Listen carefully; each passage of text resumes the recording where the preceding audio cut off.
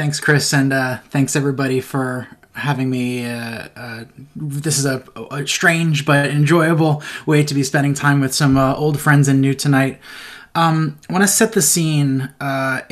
Thursday, March 26th. It's roughly 1 o'clock in the morning, not here on the East Coast, but in Doha, Qatar. I'm actually in the Qatar airport, laying on a couch in the lounge because I've got a very long layover. And the airport is the creepiest quiet I've ever seen an airport. This is on my way home after spending 2 weeks in Indonesia at a co-working conference. I get together every year with a group of co-working and community builders from across Pan-Asia to discuss best practices and what's going on in the industry and learn and grow. And this was definitely the strangest version of that conference yet because the coronavirus had already, obviously been impacting parts of Asia. And the only thing I've ever seen get co-working people talk about anything other than co-working was this virus and how it was going to impact them. So I had the virus on my mind. I come away from this community building experience on our way home. And while in this lounge at the airport, we're watching the news, which is something I typically try to avoid anyway. But it's kind of the only TV you can get your hands on in an airport lounge. And I remember two specific moments that made me realize that I wasn't going home to the home that I had left.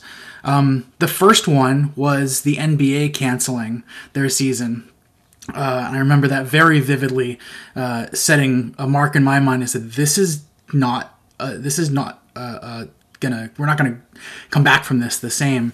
And then the second was while in an airport, hearing the president come on the news and say that 24 hours later that the country was going to be closing the borders. And at the time, we didn't know that was only going to be for non-citizens. Residents would be able to come home. But at the time, I didn't even know if we were going to be able to get home. So we're in this airport, we're boarding our final flight home, and this is the most empty flight I've ever seen.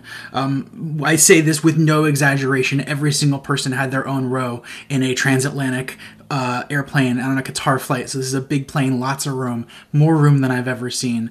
It was also the fastest I've ever seen security and customs go because nobody else was in the airport. The lack of human beings in this experience was fundamentally bizarre and something I'll never forget.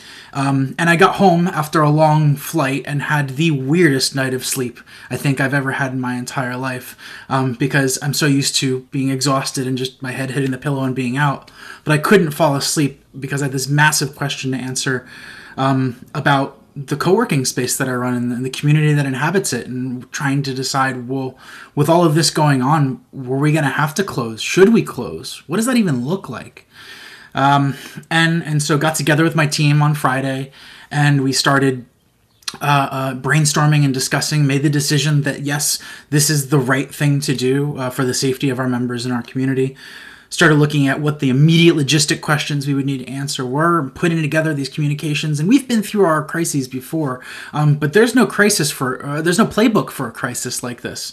There's no blog posts to read. There wasn't really even a mentor I could call and say, hey, what did you do the last time a pandemic hit? No one would know.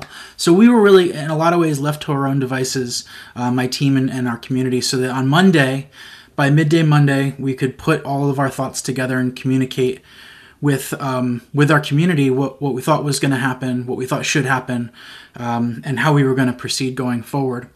And so just a few hours before Governor Wolf declared to the rest of the state, we hit send on one of the biggest and strangest and hardest emails I've ever had to write, which said, for the safety of our community and our city, please stay home.